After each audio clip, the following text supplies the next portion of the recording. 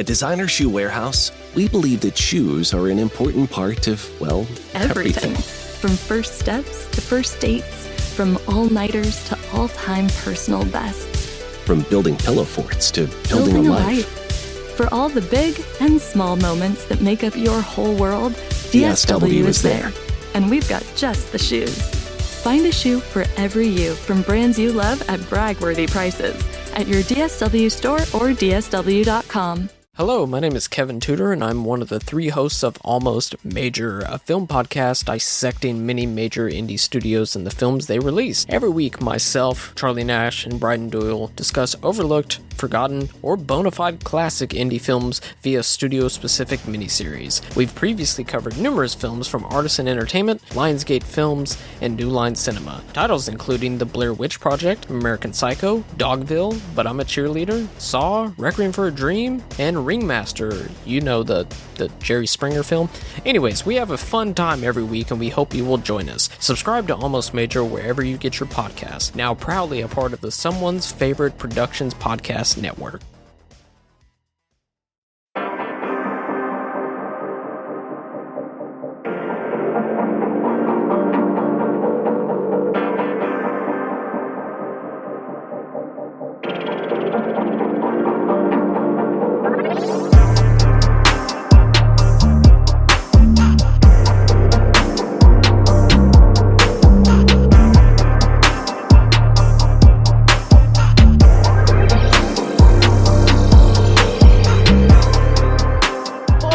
Welcome to the Kulturecast. I'm Chris Stachiw, and I am joined by one of my podcasting mentors, a man that I truly look up to because he makes good podcasts. Unlike me, the host of The Projection Booth, Mr. Mike White. I don't feel so well. Boy, after watching this movie, oof, boy. So, we're kicking off Body Horror July with a look at Brandon Cronenberg, not David Cronenberg. Unfortunately, I think at this point, aside from Existence and Scanners, we have done the David Cronenberg films that would be part of this month. So we are going to be talking about Brandon Cronenberg's Antiviral. Fame. Glamour. Perfection. What if you could find it all at the tip of a needle? Here at the Lucas Clinic, we strive to bring you closer to celebrity than ever before. With samples drawn directly from the source, you can be connected in ways you never imagined. Do you not agree that the mania surrounding celebrity is reaching an unhealthy level? No, I don't. My clients want to feel more connected to those people that they see in the magazines and on television. Enjoy. So far, I've had all her diseases. Must have been expensive. Is there any way you could spread it?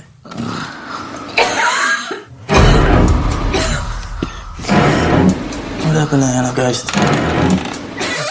That's pretty shocking.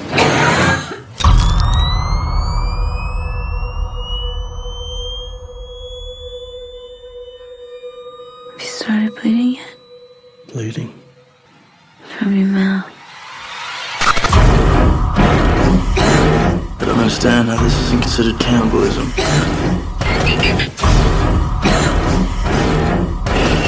You've become involved in something sinister.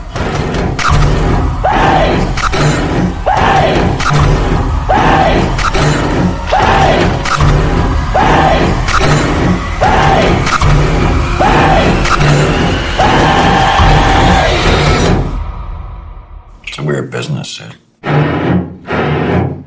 So, the film is directed by the aforementioned Brandon Cronenberg, written by Brandon Cronenberg. It stars perpetually weird-looking gentleman Caleb Landry Jones.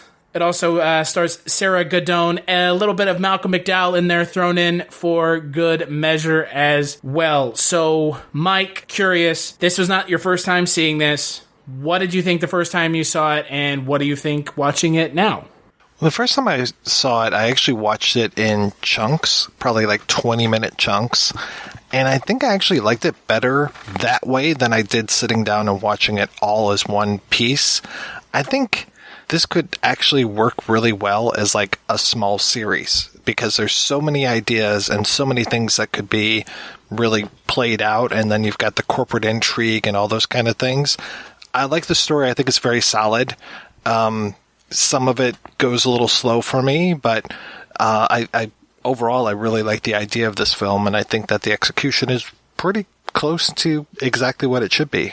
So this was the first time I'd seen it, but it was one of those films that I've been meaning to watch, and so a lot of the months on the Kulturecast stem from either movies that my friends like yourself want to talk about, or movies that I want to talk about that I have never seen, or things that really excite me. And so with body horror, it's probably my favorite subgenre of horror, and this is one of those films that I had never seen. I mean, if you've listened to the Kulturecast at all, you'll know that I love Videodrome. It's one of my favorite films. I'm also a huge fan of The Fly.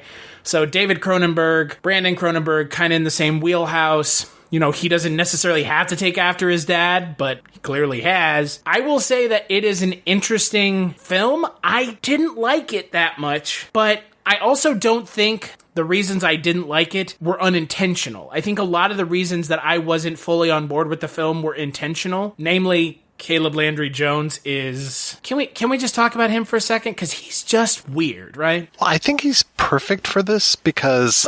But yeah, I agree, but he's kind of weird, right? Like weird looking or weird acting? It's just, there's something about him, he has that air of kind of... most people haven't seen this film, but most people have seen the film that kind of launched him into the stratosphere of kind of pop culture recognition, which was when he played 3 Billboards Outside Ebbing, Missouri, right? When he was in Get Out. Oh, right, he was in that, wasn't he? He was the brother, the creepy brother who was asking Daniel Kaluuya's character if he knows how to do MMA, and that really tense scene at the dinner table. So he works really well there too. He's very much a character actor who, when he is cast correctly, he is perfectly cast. But I'm not sure he can support an entire film. I think he works well in this role because you can never really tell what he's thinking, and that there's so much of this intrigue that's going on. It's good that we're kept at a distance. We definitely can't empathize, or I can't empathize with Syd as much as maybe I would with another actor. I like that he keeps me at arm's length. He's very much a cipher. You're not sure what's going on with his character, which is fine. But at the same time, that also makes it hard to get invested in the film if he's kept at such an arm's length. He reminded me a little of Brad Dourif at times. Yeah, he's got that Brad Dourif. Is it the cheekbones? Is that what it is? Sometimes is it the eyes? Sometimes it's the hair. Yeah, that too. I can see that. Like that young Brad Dourif, the Billy Babbitt, One Flew Over the Cuckoo's Nest type hairdo. Like when the strands will go towards the front, and especially when he's feeling really sick in the movie, or like when he's, confronting the main character from Get Out, his hair is all wild and stuff. It's just something about that, plus his intensity. And I think him being a ginger really plays well into this role as well, because he looks so pale and wan throughout so much of this, and it just makes him look like he's sick. Well, and the funny thing about him is I didn't realize this until I was doing the prerequisite research necessary to do a podcast. You mean Wikipedia? No. Oh, the IMDb trivia page. I got it. Yeah, no, the Esquire interview, actually. Oh, okay. So he grew up like 10 minutes from where I live, which is kind of weird, because him and I grew up in Dallas around the same time. So, because he was in his first movie in 2007, and that would have been a year before I graduated from high school. So he was like in the Dallas area when I lived there as well, which I found kind of interesting because he grew up in kind of like the burgeoning kind of like folk rock scene of Dallas, which like totally makes sense when you look at him, because put his hair in a ponytail and he... You won't see the engineer that slams the Nissan Rogue's door 13,920 times. Or the corrosive chamber that simulates 15 years of life in 5 months. Or the Rogue, heat-baked for over 300 combined hours. What you will see is a vehicle that can take punch after punch and keep rolling. Nissan, #1 in new vehicle quality among mainstream brands by J.D. Power. We put it through the worst, so you get its best.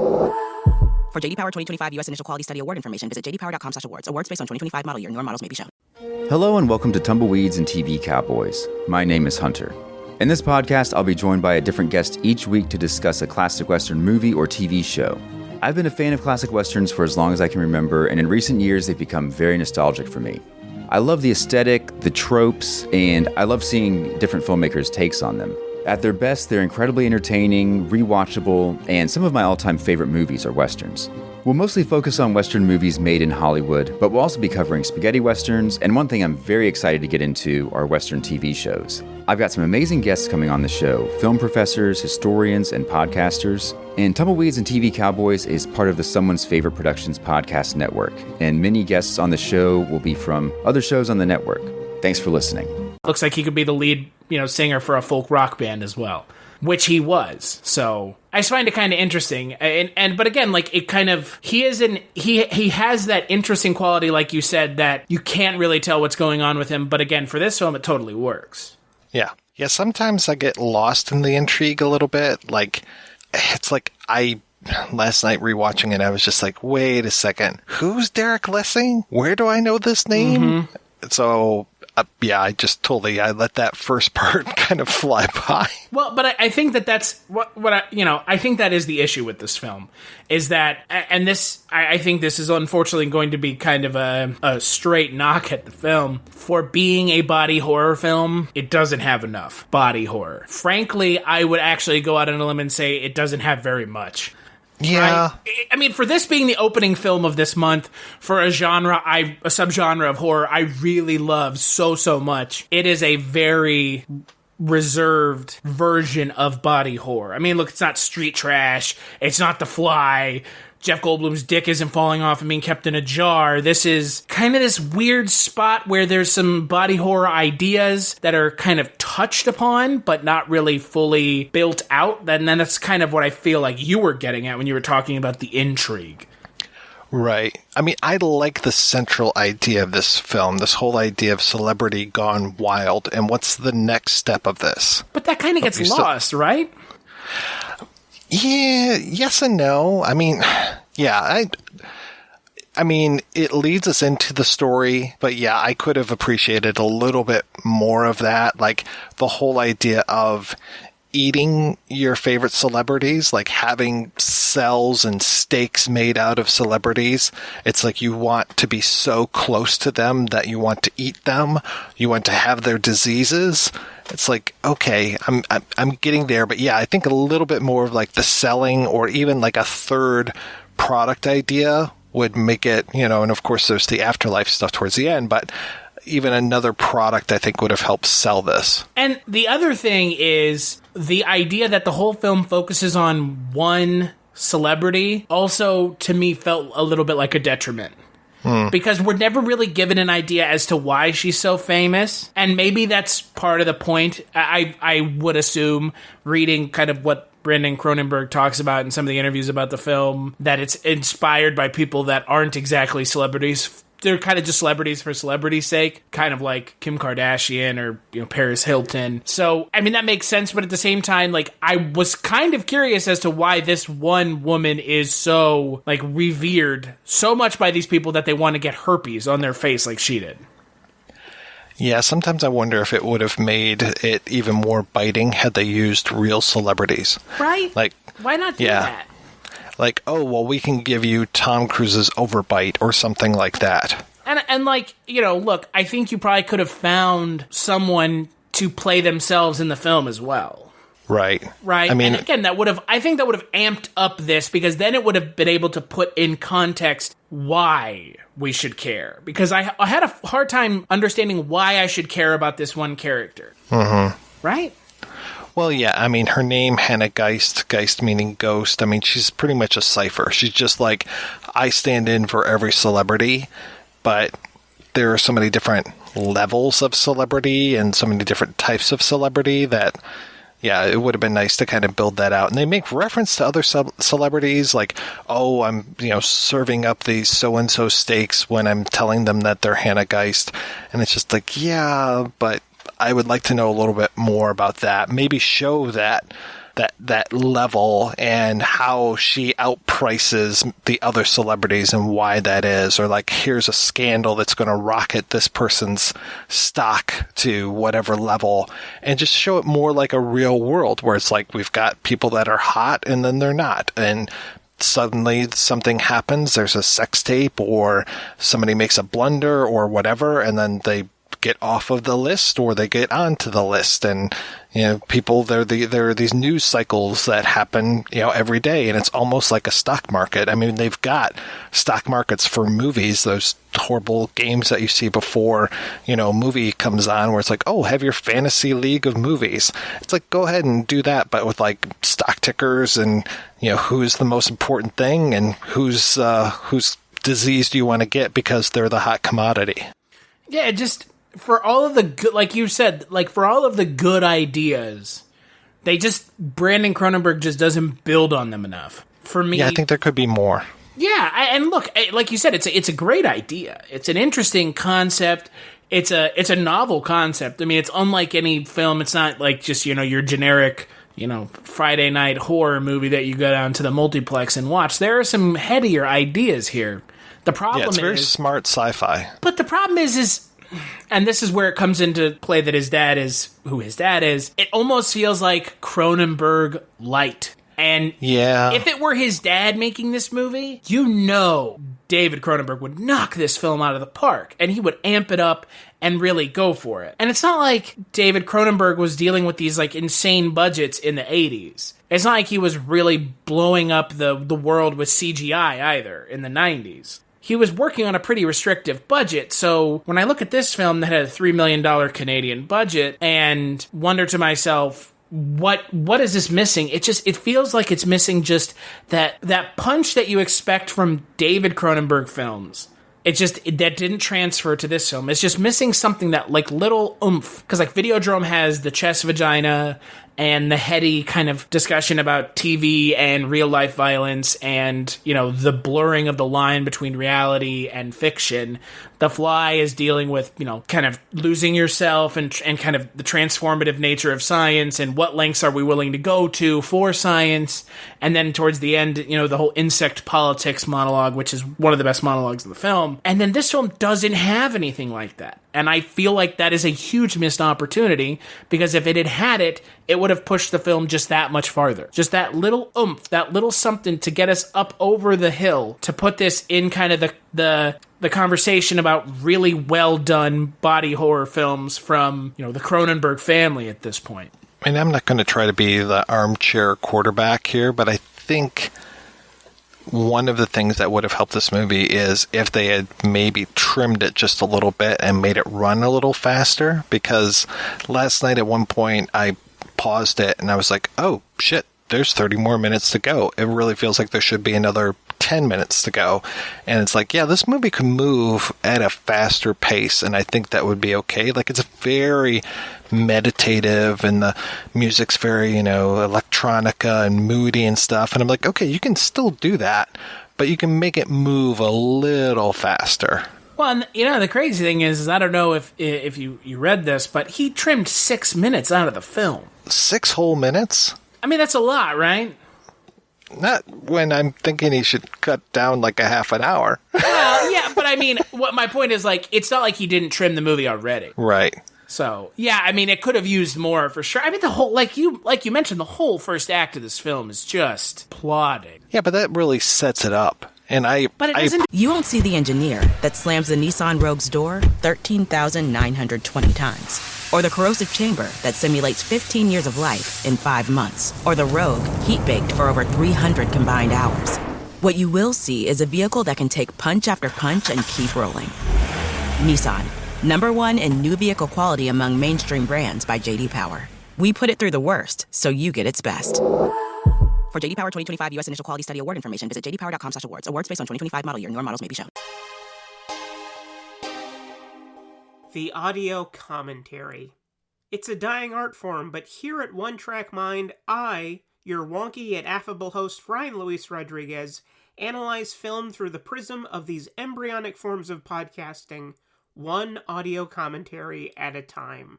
Masterpieces, crapster pieces, live action, animation, cult classics, films literally no one has ever heard of. No track is too small and no track is too big.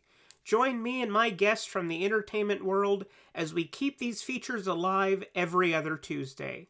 Hey, who else is going to discuss Bill and Ted's Bogus Journey one week and Citizen Kane the next? Us, that's who. Sure, you have to put up with my voice, but there's a certain give and take in this industry. That's One Track Mind, part of the Someone's Favorite Productions family and available wherever you get your podcasts. A very good job of setting it up, because like you mentioned with the Derek character, who is kind of the, he's kind of the one who's moving the plot, even though he's, kind barely of there. Like you said, like I didn't even know what the fuck they're talking about. Like he's just okay and he's been arrested. Yeah, the thing for me was like towards the end when she quote unquote dies and they have the funeral.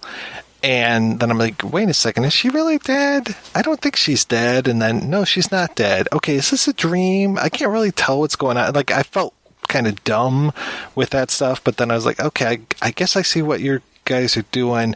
But again, I think you could just make this go a little faster. Yeah, it needed to be...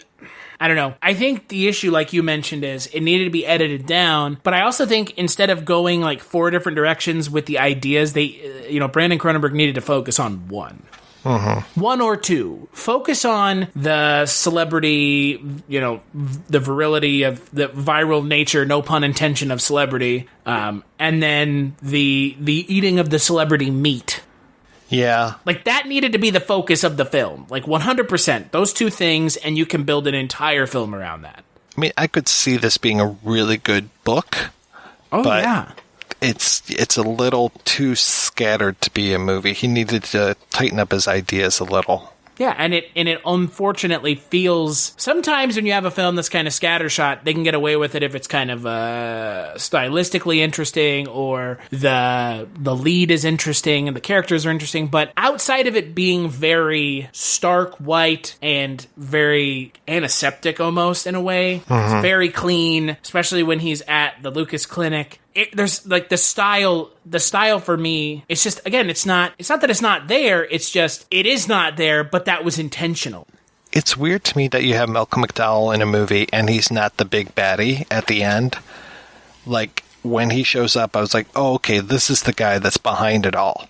But then he ends up not being that, and I was like, wait, no, that's why you have Malcolm McDowell in a movie these days, is he's the bad guy behind it all. Well, I figured when it's Malcolm McDowell in a movie, you're also going to have him in there for more than 5 minutes. Yeah. Right? I mean, look, what it probably was is Brandon, like I said, we don't want to play armchair quarterback, but here's what it is. Brandon Cronenberg asked his dad if he could talk to Malcolm McDowell, and he got Malcolm McDowell. Or Malcolm McDowell's working with him because he's David Cronenberg's son. Right. And, he gave him the minimum amount of time, but just enough time to put him in, to be billed in the film. Yeah. It's almost better, though, if you don't have that. Right. Because then it seems like either have him in the film, like you said, as a villain or as a major character, as opposed to the character of Levine, who completely underdeveloped villain who just gets killed, ? Yeah, I thought for sure. At the end? Yeah, I don't see that being a death blow. Right. At worst, that's an inconvenience. Maybe he's got a scar, maybe a speech impediment. Yeah, and instead of having this character who's woefully underdeveloped and not really a physical threat or a psychological, mental threat because I outsmarted you, it's like, okay, sure, why not? You could have had someone like Malcolm McDowell, who is revealed to be the villain at the end of the film. And the only person I recognized in the film when I watched it the first time was Sheila McCarthy, other than Malcolm McDowell, I should say, was Sheila McCarthy, who plays the manager. And that's almost a retro kind of thing where I'm just like, oh, I just saw her in The Umbrella Academy. I didn't think like, oh, she was the reporter in Die Hard 2, but like she's a familiar face. And otherwise, it's like, here's this great cast of relative unknowns. Again, I recognize the main guy, Caleb Landry, from like Twin Peaks now or from Get Out. So it's like when I saw him the first time, I'm like, I've never seen this guy before. So you never know. The stakes are really high with something like that because you don't know who's going to die. You don't know who the bad guy is. You don't know who the good guy is. And then, like I said, you introduce Malcolm McDowell and you're like, oh, okay, here's a very familiar face. So he's got to do something more important than be the character he was. Right. Well, and I normally at the beginning of the podcast, I normally mention some of the bigger players in the episode. And for, a film like this, that was a little hard because, like you mentioned, a lot of the folks are pretty much character actors, which is fine. That's a good thing because, look, character actors are what Hollywood is built on, and they're the ones that support the main actors. So, I also recognize Laura Jean Chorostecki from the Hannibal TV show, where she plays the gender-swapped Freddie Lowndes, which is one of the best things they've ever done on a TV show of gender swapping, because it actually really works in a way that shouldn't be surprising, because that character, we talked about Manhunter before, the two of us, but I agree completely that this film, it needed to be tightened up a lot. Right. But again, there's a lot of good ideas. So it's not lacking good ideas. It's just the good ideas aren't laser focused. It's almost like a Zardoz, where there's like too many things to focus on, and it just needs to be brought down to like something a little bit more palatable. Because then at the end of the film, you have the cell garden coming back into importance, and like a really bizarre ending that I don't know if I fully understand. Yeah. Like he's sucking her blood. Why? Yeah, maybe it's just because I'm a guy, but I thought for sure he was going to open up a slot in that thing and was going to fuck her. Well, look, that would have been Cronenberg-esque. Right? That would have been like Crash. Yeah, that would have been what I expect from Cronenberg, or any Cronenberg.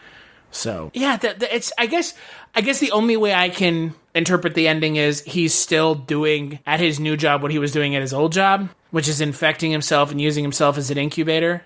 I guess I can see that. I was thinking that he was so close to her that he, literally was drinking her blood, but I think I like your interpretation better. Well, neither interpretation is better than the other in my mind, because they don't give you enough to go off of to understand where it came from to begin with. Right. Like, how did Arvid even get involved in making the cell garden on like a corporate level? Mm-hmm. Right? And then it turns out that it's Hannah is in the thing. Right. And we're supposed it's like they'll never let her die. Yeah, and we're supposed to care why? Yeah. To me, it's almost like, they love her in such a weird, twisted way that they're going to keep her alive forever and just use her for what her body can produce. Right. Which, again, perfectly fine. Mm-hmm.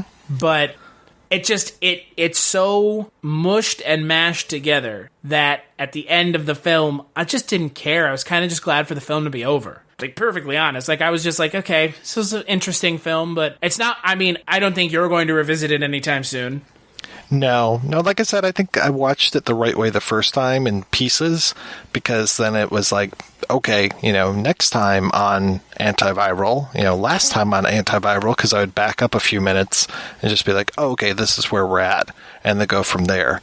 Because it felt better episodic than it did as a whole piece. Like, 108 minutes felt like it dragged, and yeah, it just didn't really come together.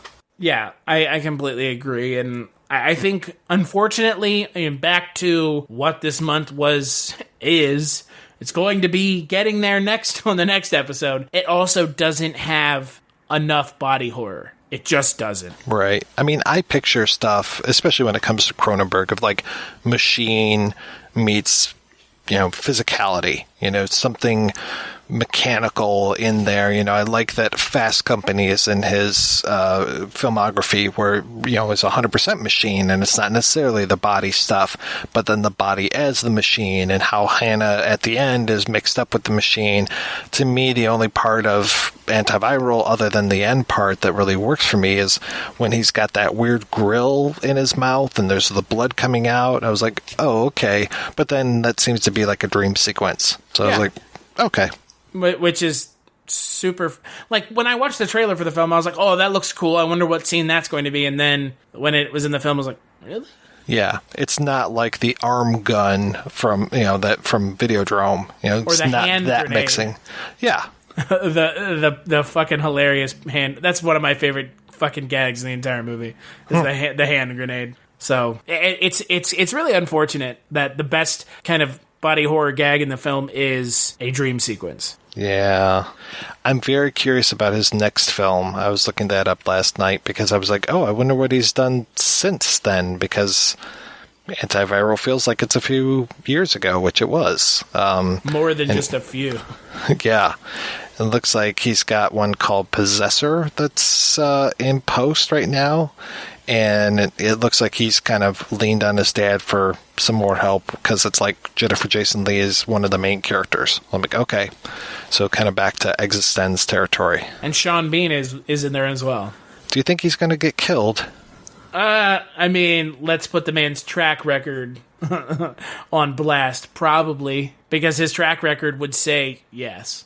Okay. But again, I mean, it's 8 years between films. Yeah. Holy shit, that's a long time. Yeah, but it kind of gives me hope that maybe his dad's got another movie in the works. Well, I thought for a while they were talking about David Cronenberg, working with Netflix, and releasing some Netflix exclusive film, which would be super cool. I'm down with that. But nothing ever came of it, so it's kind of unfortunate because, I mean, again, Cronenberg is absolutely one of my favorite directors. I mean, Videodrome and The Fly are two great examples of what he can bring when he really brings it. And I hope his son moves in that direction a little bit more. Or does his own thing, but, like, find what makes you and fully commit to it. Just find what makes you happy. Yeah, find you, man. Just embrace it. Embrace the you in YOU. Embrace the you and be part of the universe. Yeah, Jesus Christ. So, what would you give Antiviral out of 5? Again, for the ideas and stuff, I'd probably say like 3 out of 5. But execution, probably more like 2. So 2.5. Yeah, I would give it a 2. It's okay. It is not enough body horror for me to even really, like, honestly, if I could go back and change it, I would, because it's not body horror enough to be the lead-off film for this month. Fail. Yeah. Oops. So, I would give it like a 2. And again, it just has those, like you said, it has those great ideas, but just nothing to capitalize on. Yeah. So, we will take a break and play a preview for the next Kulturecast. I love this earthquake. It was the best one I ever seen. All my enemies are dead. Hello, dispatch. I know you're awake.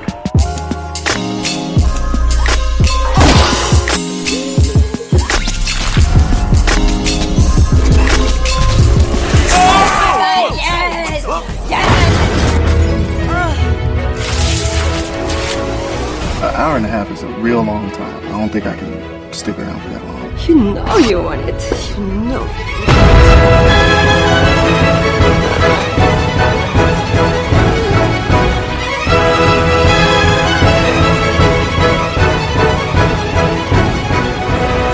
That's that doo-doo.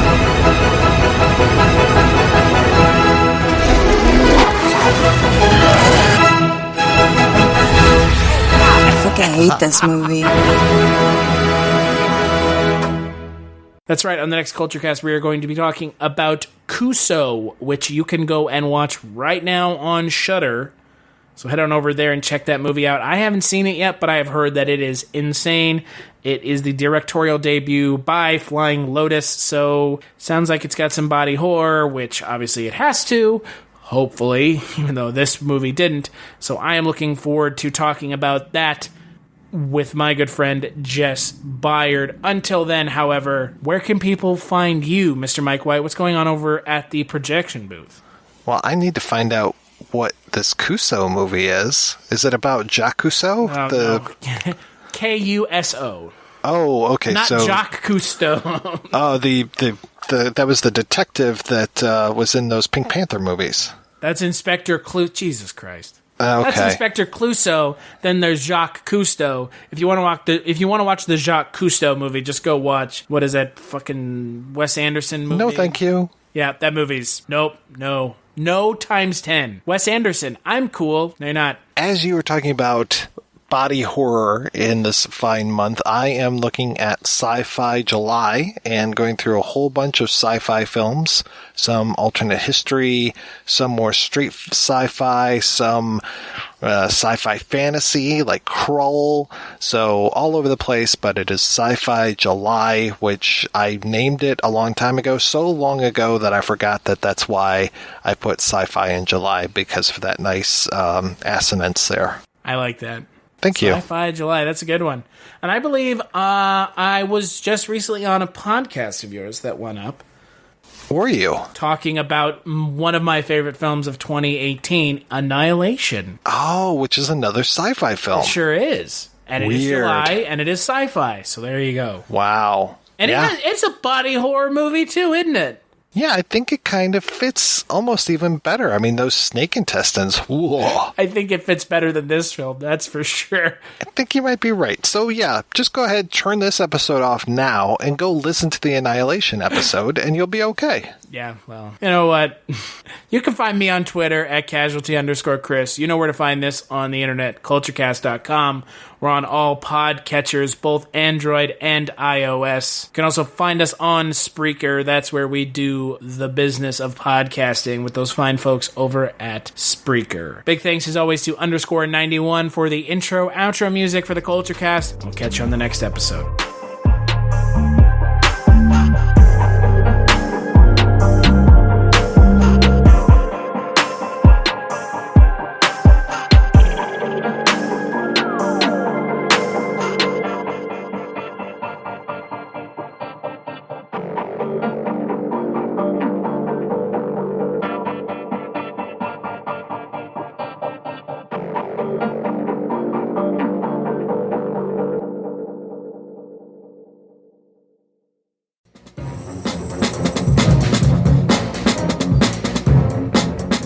Hello, this is Aaron West. I am the author of the A24 New Wave.